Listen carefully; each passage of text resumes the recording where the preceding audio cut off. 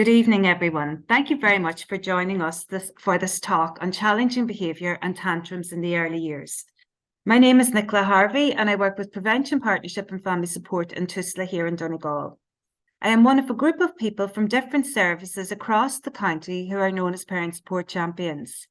The Parent Support Champion project is about supporting parents by providing them with evidence-based information, and we do this through promoting key messages for parents through initiatives like these talks. For more information on parenting, you can go to parenting247 or mychild.ie. The Parent Support Champions have been running these talks for a number of years now, and the interest in the talks is ever increasing.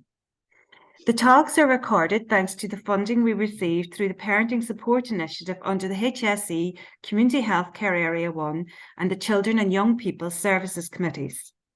As a result of this, our reach is widening now to include parents across Cavan, Leitrim, Sligo and Monaghan, as well as Donegal. There will be a question and answer section at the end of the talk based on some questions put forward by parents. We are delighted to have Helga Tinnany as our speaker today. Helga works as a training and development and a family support worker with Life Start Services here in Donegal. Helga has worked with Life Start for over 20 years, promoting the Growing Child programme with families of children aged 0 to 5 years. Over this time, Helga has developed a high level of expertise in child development and behaviour. Recently, Helga was involved in the development of 6 short videos on the importance of play for children. These are available on YouTube at Life Start Services. Without further ado, I will pass you over to Helga. Thank you, Nicola. Welcome everyone to Challenging Behaviour and Tantrums. So what exactly are tantrums? Tantrums are difficult for all parents. There's no such thing as a free pass for any of us. Tantrums will always appear in the early years. A tantrum is simply an outer expression of an inner feeling that has got too much for a young child to manage. A tantrum needs to be seen as a coping mechanism for a child's distress. There is no quick fix for dealing with tantrums. They are natural and necessary occurrences in a child's life. And if we start to view them in a more positive light and as a coping mechanism, they become easier to tackle. A tantrum, once it has escalated, is something that a child cannot control. We can learn so much about our child during a tantrum, and we can also learn an awful lot about ourselves as parents and caregivers. So using tantrums as a platform to learn how to help our child and our parenting is the best way to view tantrums. So really, the best way to view tantrums is not to be scared of them and not to fear tantrums. So the essence of a tantrum is really, when a child is in a tantrum state and has become overwhelmed and cannot cope. A small child's brain is just not yet developed enough to make any other choice of behaviour in that moment of distress other than to have a tantrum. A child who is in the midst of a tantrum is crying out for the help of an adult who, of course, has a more developed brain than them. We need to be in those moments their growing up helper. It's not just a tantrum, it's so much more under the surface, and we need to be there to support our children. So how we respond matters. When we are faced with a full-blown tantrum, particularly in public places, we can feel extremely overwhelmed and helpless. Or sometimes we can think, oh, it's just a tantrum, ignore it. Neither of these approaches are helpful to your child or to your parent-child relationship. We need to respond in a connected way to help our children grow and develop. Not always easy, but it's something that's really worth doing as a parent. So helping them deal with their feelings will enable them to create neural pathways in the brain, which over time will help them calm themselves in those sticky situations without our help. I think as parents, we need to remember that responding is not giving in. Responding to tantrums is completely different to giving in. When we respond, we can offer comfort, soothing and love without giving in to the demands that maybe was the underlying reason or the cause of the tantrum. We can acknowledge their feelings and their disappointment. And disappointment sounds often quite gentle, but disappointment for young children is a huge feeling that they really struggle to regulate. So we can also help them find words for their big emotions. And this is where we see the value of tantrums and what we can learn from them and what skills we can help our child there. So looking at the bigger picture, knowing how to deal with the tantrum in the moment is only a small part in managing behaviour. And often we as parents focus on what do I do when he hits or she kicks or she bites. What we do is we try to do our best in that moment, but this is not the only key to reducing tantrums. We need to look outside of the outward behaviour as the problem and look at the source. So what happens in the parent-child relationship outside of tantrums is the key to behaviour change. How often these challenges occur and how they escalate and become known as challenging behaviour or meltdowns. If we practice a connected and responsive parenting style, challenging behaviours are naturally reduced and our confidence in dealing with tantrums grows. So connected parenting, what is connected parenting? How do we make this connection with our children? So connected parenting is simply where we choose connection above all else. We think connection before correction and discipline, and connection before perfection, because there is no perfection in parenting. We are protecting and cherishing the relationship we have with our children before discipline. Connect first, correct second. Yes, this is very hard to do when a tantrum or a meltdown is very challenging. So what can we do to make this easier?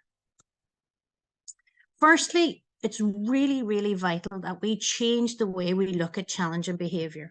We need to ask ourselves, is this behaviour attention-seeking behaviour or is it connection-seeking behaviour? Do you already see it from a different perspective? Do you already have a more positive light when you view it as connection-seeking rather than attention-seeking? Attention-seeking tends to have that negative connotation connected to it. So connected parenting sees all behaviour as communication. What really is my child trying to communicate to me and why are they trying to communicate it? So staying along the lines of all behaviour is communication. Ashley Warner, a holistic family psychologist, said, beneath every behaviour is a feeling and beneath every feeling is a need. And when we meet that need, rather than focus on the behaviour, we begin to deal with the cause and not the symptom. And that is hugely important when we look at strategies for dealing with challenging behaviour in our young children in particular. The solution to challenging behaviour is understanding the source. Dealing only with the outward behaviour will only result in a short-term fix. So if hitting is the symptom, what is the cause? Finding the cause will offer long-term solutions for everyone. A happy child is a happy parent. If you meet the real need, then the tantrums decrease. Responding instead of reacting. As a connected parent, we must regulate our own emotions before attending to our child. When we react instead of responding to our child, we often act on impulse and often feel remorse and guilt afterwards, which really serve no purpose in a parent-child relationship. Reacting in the moment causes this tug of war with our child, and we're both pulling in different directions, and it's hard to let go. So responding well takes lots and lots of practice, and it doesn't happen immediately, but in return, it's often met with much less resistance from our child, with no tug of war, where we're not pulling in opposite directions, where everyone is a winner. But again, it takes practice. So how do we practice this? My little pair reminds me on don't react, just pair. So pair stands for pause, take a breath. Don't react, wait, take a breath and respond. Empathize, look at the why. Your child is struggling, look at the why. Acknowledge, name it for your child. What is it they're feeling? Are they feeling distressed, angry, hurt, unhappy, sad? Whatever it happens to be, name it. Name the behavior, name the feeling. Reconnect, value your relationship first and reason with your child later. Leave all the reasoning aside whilst there is a tantrum until the tantrum has subsided for at least an hour or two. It's right here where our children learn that we value them over their behaviour. So role models, are we in, not out? We are our children's most important role models, and they learn their regulation techniques from us. What do our own regulation techniques look like? This can be challenging to explore as a parent, but it's really important to do so. Are our regulation techniques behavior that we want our child to model? So just take time and explore, how do you respond and how do you possibly react when you're in a challenging situation? Because children, again, they learn their regulation and responsive techniques from us. Outdated parent advice in the past has come in the form of ideas such as cry it out, time out, or tantrum it out. These ideas are based on isolation, they're based on separating your child, and they're based on compliance, just all about controlling behavior, and they don't work in the long term. So, our advice is avoid these at all costs and look at a more connected strategy. So we must know that we never leave our children to deal with their distress alone. A tantrum always constitutes distress, whether it's purposeful or not. And this is when your child needs you the most. So ignoring unwanted behavior works for the small stuff when your child is not distressed. But when your child is in distress, they need you. Never doubt this need. You are not reinforcing challenging behavior by responding to their unmet inner needs. Think on the iceberg idea. What is going on for your child beneath the surface? Try some time in based on connection, togetherness, and learning. If possible, sit with your child till the tantrum subsides. You may not have given in to their demands, but you have let your child know that you are always there for them, regardless of their big emotions. See the good in tantrums and how much we can all learn. In the moment, be there for your child. Remove all thoughts of, if I reinforce or reward this behavior, it will simply happen again. Remember, responding is not giving in to demands. It is simply offering gentle comfort and soothing and love during a heightened emotional state. So often with our younger children in particular, before some tantrums occur or prior to the fight or flight mode occurring in children where they will run away or fight back, children can show signs of flock, and flocking time is a really important time for parents to be aware of, and it can often go overlooked. This can sometimes be identified as whining or the whinging stage. If you watch really closely, children will flock to you in their initial signs of struggle, when they feel a bit unsure, possibly a little bit unsafe or unhappy, but not yet out of control. They may cling to you, they may stay close, hide behind you, or maybe use their tone of voice to show their discomfort. This is a time where us as parents need to take note of this behavior. We need to recognize these times as times of great struggle for our children and be there to help out and support. So when our children do move closer to us, when they seek reassurance, when they cling to us, these are a child's signs of distress that may lead to a tantrum or a meltdown. So if we are seeing this flocking stage and identifying it as flocking stage initially, we will be able to intervene, provide signs of safety, provide signs of love and protection, and possibly, prevent a tantrum and becoming a full-blown meltdown. And it's really just by simply acknowledging it and being there for them. Don't push your child away or try to convince them that their feelings aren't real. Statements like, don't be silly, there's no need to cry, or invalidating how they feel only makes a child feel much more unsafe and unsure, because they do feel that. And we are letting them know that it's, it's not, there is no need, or it's not real. And that doesn't add up for children. So we need to attend to their needs so that they can feel confident and secure to be able to move away from you safely. So what can we do? We need to be there for our children. We need to notice and respond to their signals and to their needs. We need to trust our own judgment as a parent. We are the expert on our children. We know them best, and we do need to start trusting more in our decisions around their challenging behavior. Know when to seek expert advice as a parent. If certain behaviors concern you, seek medical or professional advice. Early intervention is key to challenging behavior that has escalated. The earlier we equip our children with the skills they need to understanding big feelings, the more confident they will become as they grow older. So do not try to censor their feelings by trying to put a lid on them. Feelings need seen and they need heard.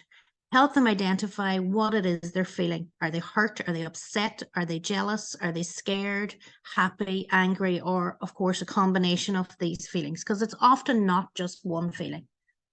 Talk about feelings outside of challenging behaviors and in times unrelated to behavior.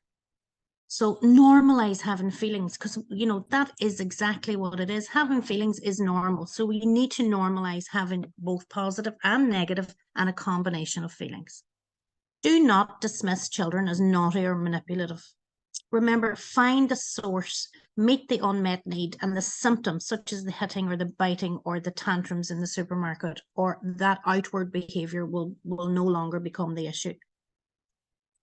So some strategies: be patient and know that you are not the only parent faced with these challenges. Verbalize and show your own feelings to your child so they can learn from you. Don't be afraid to say, Mum feels tired, sad, upset. Dad feels upset and angry. And it shows them that we can feel negative feelings but have positive behavior to deal with them. Catch your child being good.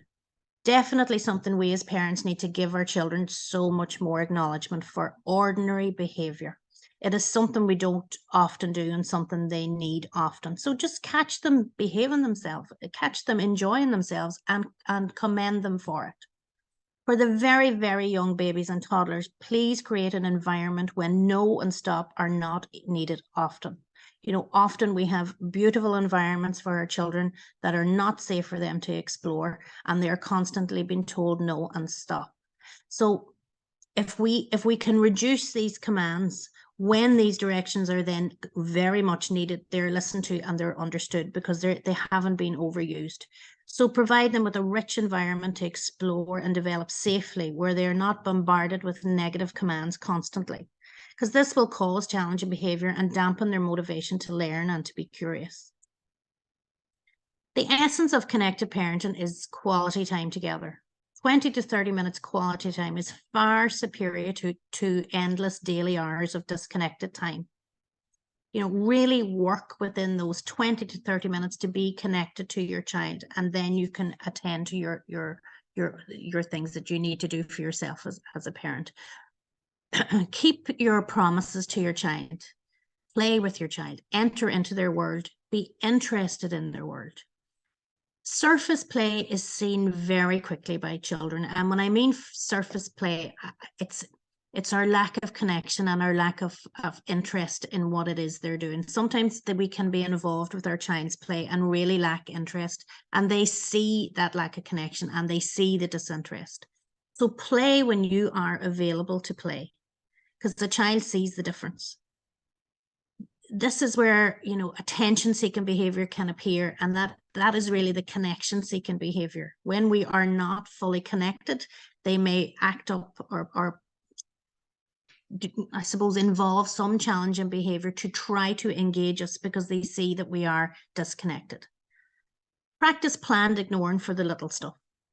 Ignore the negative and reward the positive. Work to treat for behaviors that have not escalated into a tantrum stage, but ignoring tantrums doesn't work. Have age-appropriate expectations for your child.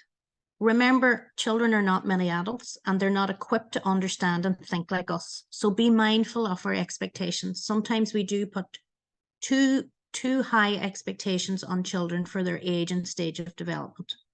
So prepare in advance for challenging situations. Don't put your child into situations that may be a struggle for them without planning in advance and being mindful of flocking behavior.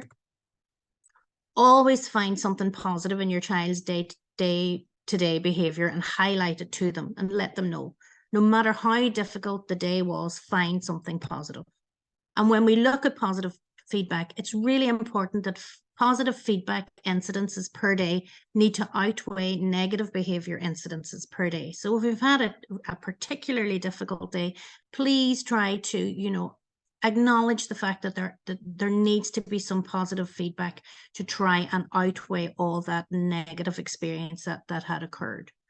Promote a sense of belonging by using the word we rather than you.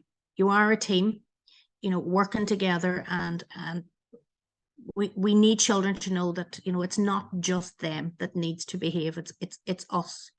So you need to brush your teeth, you need to tidy up. Try to change that to we need to brush our teeth and we need to tidy away our stuff. Just include yourself together. It's just a simple way to change your commands, and it really does.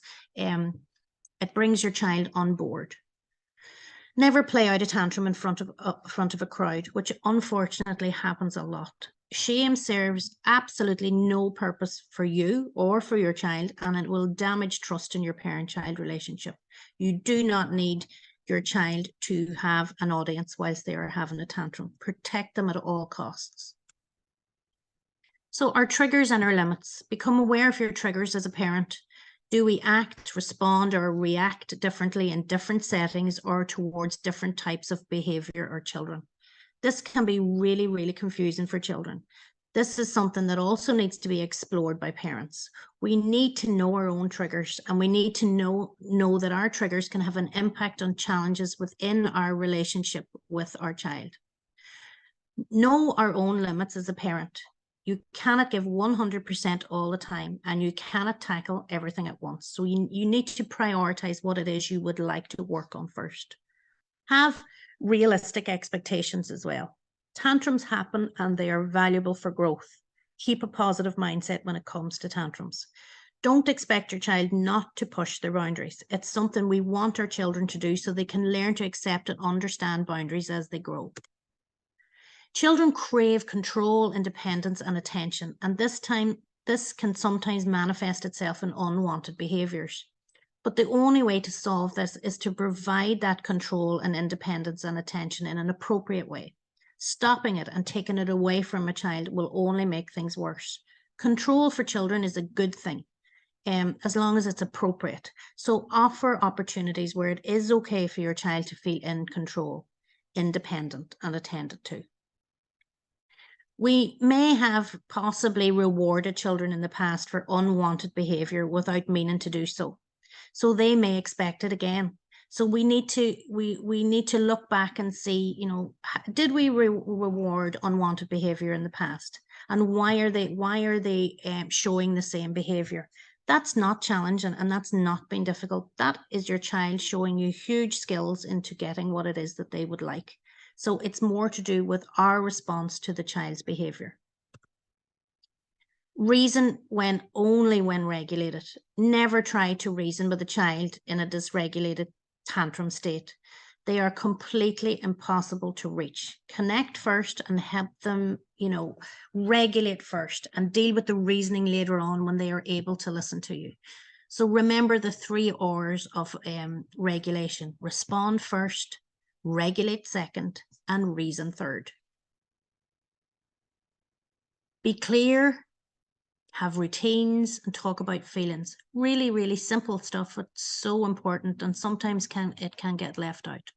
So sometimes we as parents are not clear and precise enough for children with our information. Use appropriate and easy language for a child to understand. Put yourself in their shoes. Would you fully understand what was just asked of you? Would you fully understand what was expected in this situation? Do not use long-winded explanations and instructions. Keep it short, or you are only overloading a young child. Engage in feelings works outside of challenging times, so children are learning about their feelings when they are able to listen and learn. And feelings work can come in the form of just general chit-chat about feelings, or pointing out pictures in books or magazines, facial expressions, and asking your child, what do you think this person is feeling? What do they look like? Just talking about feelings in general outside of tantrum times. Regular routines and expectations at home and throughout a young child's day has positive impacts on behavior. When children know what to expect, they feel safe. So when we talk about consistency, I always think on consistent flexibility, which makes it even more difficult. So just when we thought we had it all figured out, the approach of being consistent but flexible appears. Consistency is needed, of course, in the big areas of a child's life, such as love, warmth, food, sleep, and play. But the other smaller stuff needs flexibility. Trust your own judgment as a parent. You know your child best and what is best in that moment. Learn from past experiences with your child. Don't sweat the small stuff. There's no point. We need our children to be flexible at times. So it's important we show flexibility too, because life needs flexibility. So parenting flexibly is like the palm tree, and that's the way I like to see it. The palm tree survives the storm because it bends with the wind. And finally, you know, as well, don't lose your funny bone. It's really, really important that we don't lose our sense of humor. Maintain a sense of humor, laugh together with your child, forgive and forget, reconnect and move on. We are much better parents when we look after ourselves. So don't always put yourselves last, which we tend to do as parents, because when we put ourselves last and we burn out, our challenging behaviors escalate and our reactions to our children's challenging behaviors escalate. And it is just, you know, it's so much harder to cope with. So children love to test limits, and that's normal and natural and shouldn't be looked at in a negative light. And I like to think on the roller coaster phenomenon for testing of limits. When we sit on a roller coaster and the attendant closes the safety bar in front of us, most of us, adults and kids, will test that bar to see if it's secure so that it does not give way. We are testing the bar, but we don't want it to give way because then we will not feel safe.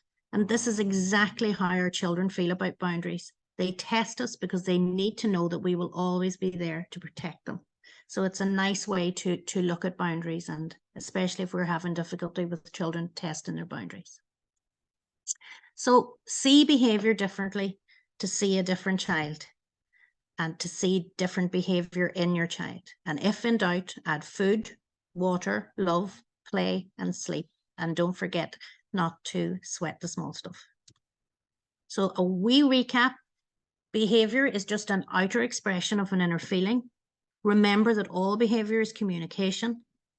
Tantrums are a coping mechanism for stress. A child is not a mini adult and needs our help. Remember to respond more than you react. Connect before you correct. And connection before you think about perfection, because perfection doesn't exist in parenting.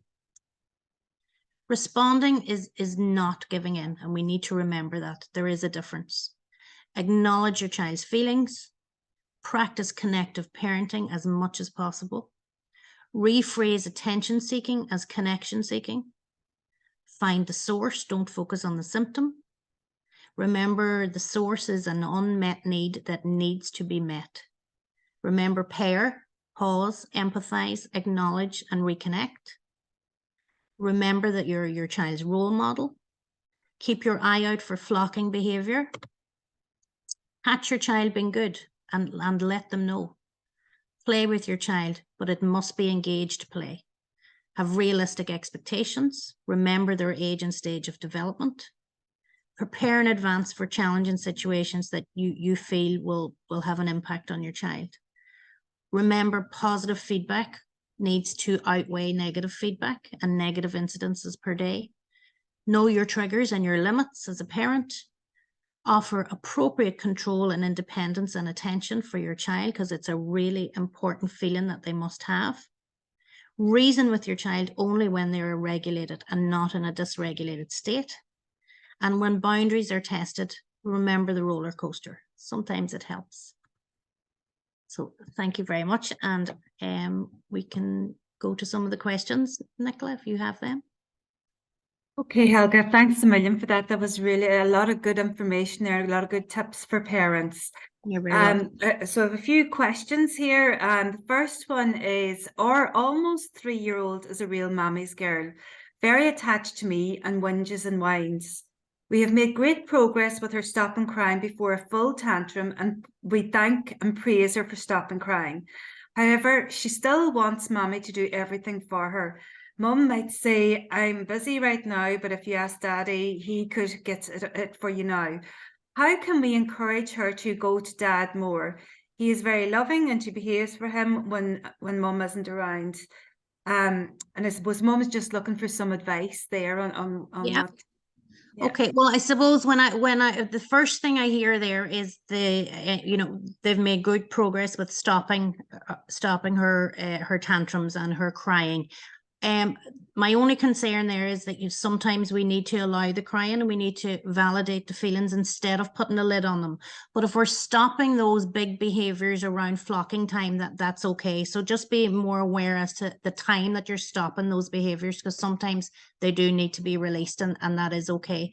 But again, we need to look at the source. Why is she feeling like this? What is it why does your child want to spend time with mum? What is it, where's that coming from? And rather than looking at the behavior, try to get to the source of the behavior. Now, often, young children like to spend time with their same-sex parent, and that's normal and natural. Often maybe daddy mightn't be there as often, and maybe out at work or whatever, but I think it's important that you yourself as a parent include daddy in a positive way. Include him when you don't need your child to do something with him. So what you would want to be doing is handing something to your child and saying, could you bring that to daddy and ask daddy to fix it? Could you take that to daddy? Could, include daddy in just very simple stuff and work from there, rather than, go to daddy, I'm not available at the minute. Just backward chain it, make it a little bit more simple for her to include daddy, and then, move from there. That you could say, right now, I'm not available, but daddy could do it for you.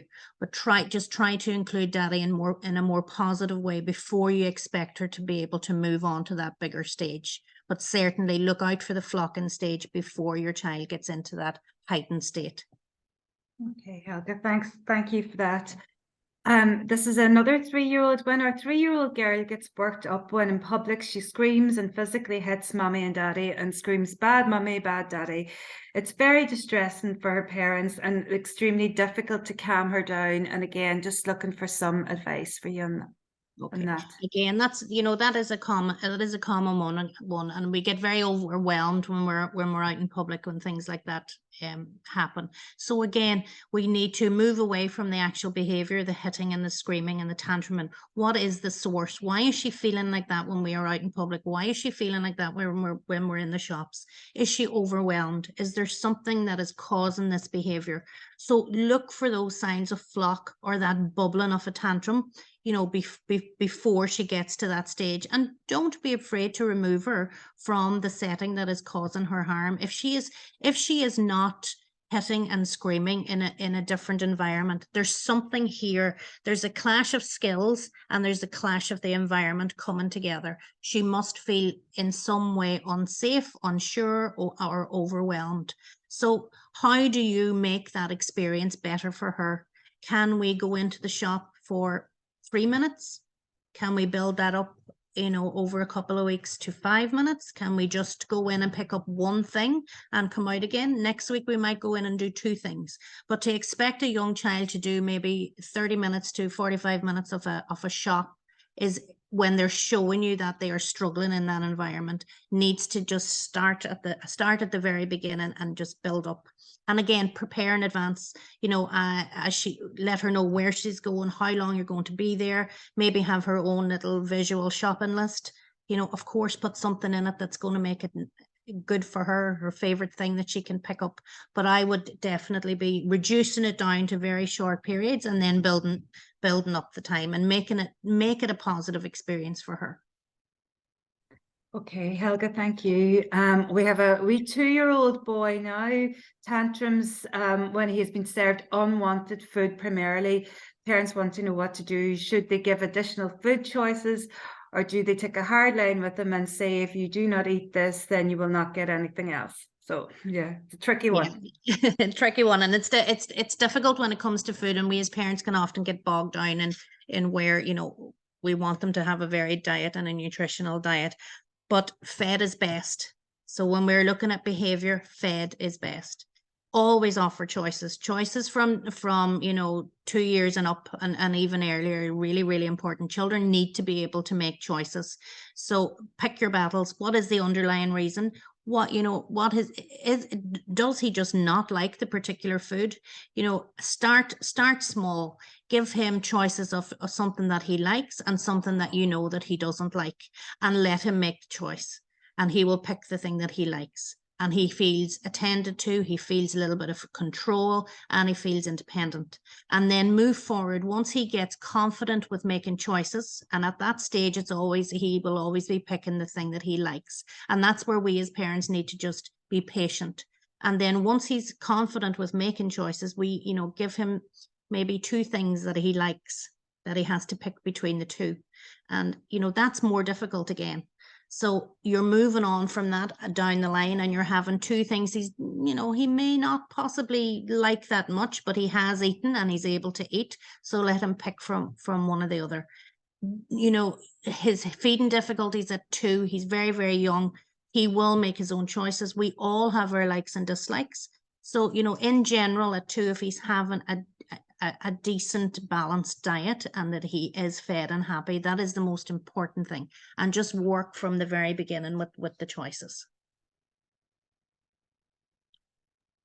Thanks, Helga. We have another 3-year-old has tantrums when they're leaving the playground or play group.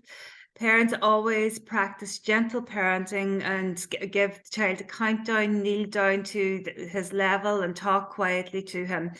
Tantrums unfortunately continue, and sometimes they end up with him hitting out at the parents. Parents stay calm, but allow time for him to start to calm down and talk gently afterwards. Child is outgoing, strong-willed, with a pleasant personality, but sometimes also a bit shy or bashful. So really, they're just looking for advice, I suppose. Are they on the right course, or what? Yeah. Is there anything Well, else? that response from parents is lovely, and it's a gentle connection. So I suppose looking at that, to me, I see leaving as the child's trigger. So leaving an environment that he's enjoying, you know, that transition is difficult for him. So we need to find a reason. Can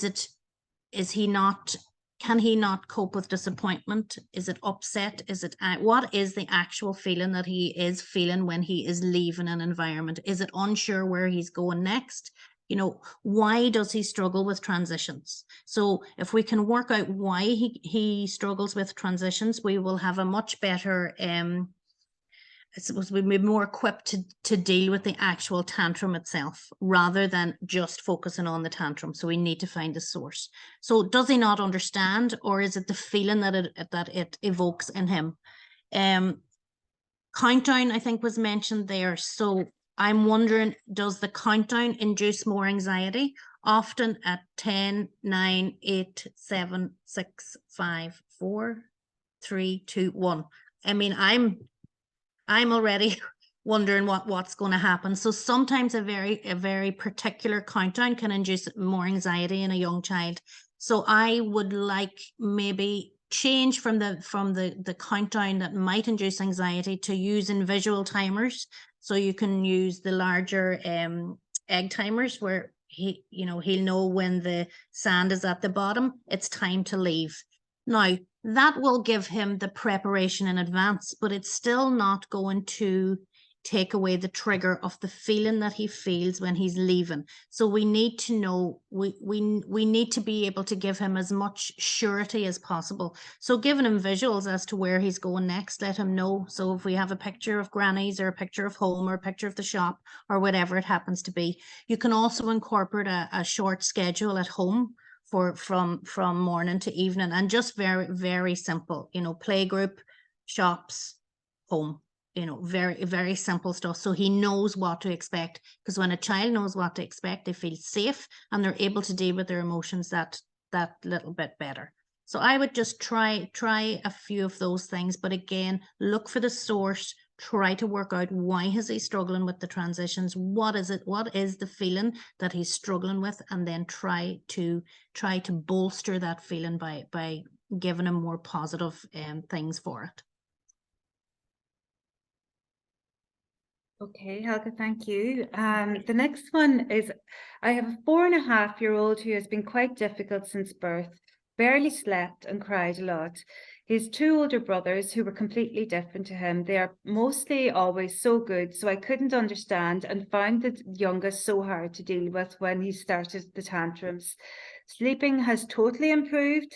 I've got better at showing love and comfort instead of trying to reason and stop him, which helps. Any advice? Well, firstly, continue with your new connected style of parenting. That's really useful, and it will take time to show good progress and show good results. But definitely continue with that new connected style. Putting a lid on your child's behavior will only encourage escalated behaviors elsewhere. So again, watch for the signs of flock with that child. When they start to come to you, when they start to act out a little bit, take that as a sign of unsurety and give them some, whatever it is they're looking for. Is it attention? Is it independence? Is it control? Whatever it happens to be, give it to them. And don't be afraid of that tantrum. If you know that tantrum is going to be huge, or, don't be afraid of it. It's not, it's something that you can learn from, and it's something that your child will absolutely learn from in the long run. So what is it that child is trying to communicate to you? What is it? So forget about the behavior again. Look under the surface. What is it that they're trying to tell you? Look for his triggers, find a source, and put less focus on the outward behavior until you're more informed about where it's coming from. Once you're more informed about where it's coming from, you can deal with that outward behavior. But yeah, go reverse it and go definitely go to the source first and see what that child's trigger is and what feeling and what it is he's trying to communicate with you. And then you'll be able to deal with the outward tantrums much, much better. And they may just reduce anyway as you've been able to identify it. Yeah, that's great. Helga, we have now, it's an older child again. Our child is 7 and has become extremely defiant. We ask a simple question and he just roars and shouts back at us. The child's on the autism spectrum and gets worked up to a heightened state, and there's no talking to him when he's like this. He seems angry a lot of the time. The parent names emotions to him, but thinks he's struggling with emotions too. Any advice? Yeah, it's a difficult one. And, firstly, definitely don't try to reason with him when he's in a heightened state, because he's unreachable. So he needs to be left to try and regulate. And if you can be there with him to co-regulate without putting any pressure on him or any demands on him, just make sure that you're there. So help him regulate. Again, look, what is the source of the anger that seems to be there on a regular basis? Can you find the reason? Does he feel overloaded, overwhelmed? Is he underwhelmed? Often we always look at the overwhelming situation for a child with autism, but sometimes it can be there can be an underwhelmed feeling there as well that can lead to a little bit of sadness and anger because they're not feeling an awful lot. So feeling confused and misunderstood and not being able to communicate, those are huge triggers for children with autism. So again, try to find the main source of the anger. And if you can find that reason, that will give you great clues as to how to move forward. So with a child with autism that is, showing challenging behavior such as that, try to lessen direct demands. I suppose direct demands and constantly, when we communicate with a child with autism, when we're asking something of them, that, can equal increased discomfort for a child, and it can induce anxiety, and that is just going to end up in challenging behavior presentations anyway. So definitely lessen the demands until you can work out the source of the anger and the source of the reason why he's having his tantrums. So look at how you word your questions. Try to use open-ended questions rather than the direct questioning with a child with autism. And again, if I had a wee bit more information on the child as to, his verbal skills, his communication skills, there would be different ways to do that, whether you would add in visual prompts or, keeping your language short is always useful for anything, any type of good communication anyway. So, just maybe rewind, try to reduce down the amount of words that you're using. You know, when you say he's struggling with feelings, that would be pretty typical of a child with autism, to be able to name their feelings correctly and to understand them, particularly at age 7, because he's still very young. So regarding feelings, you could try including your own feelings. I feel sad today. How do you feel? Rather than, what do you feel today? How do you feel? You know, I feel sad today. I feel happy today. How do you feel? Do you feel sad or do you feel happy? And keeping it on a very basic level, because he needs to understand the basic feelings first before we can get into any of the other intricate feelings. So yeah, there would be lots of different types of strategies you could use there. And I suppose, again, it's down to the level of autism and the level of communication skills. And again, he is only 7. So regardless of his autism, look for the source, and the source will give you more clues as to how to regulate the behavior. That's great, Helga. Thank you. We now have, do you have a method to teach a 5-year-old boy to listen when he ignores you when you speak? We have tried to ask him to look at us when we talk. We do not know whether he does not understand or whether he does not want to hear us. And they finished, help. Help indeed. Selective hearing. Yeah, we've all come across that at one stage or another. So at 5, it's it can be difficult to work out. Is it selective hearing? You know, do they want to hear you, or are they pretending they don't hear you, or are they trying to avoid having to do stuff? But really, I suppose the thing that stands out for me there is that there just is no need for eye contact to listen.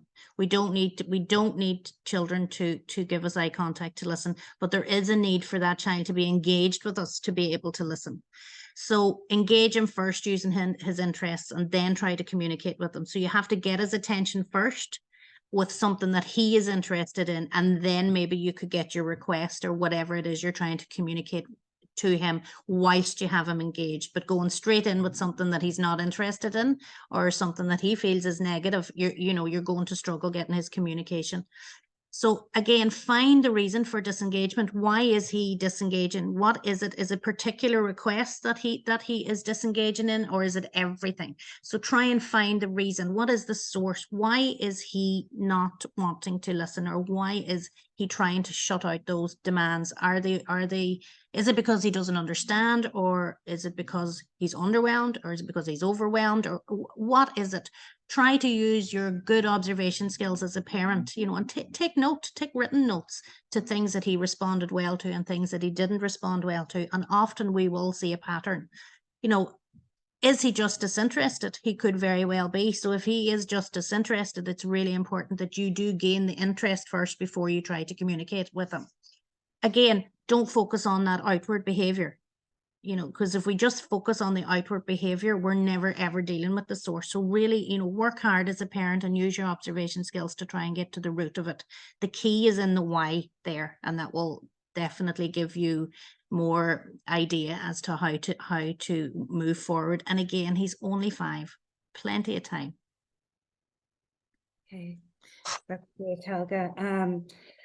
Have you any advice for parents of children with severe speech delays amongst other developmental issues while dealing with tantrums?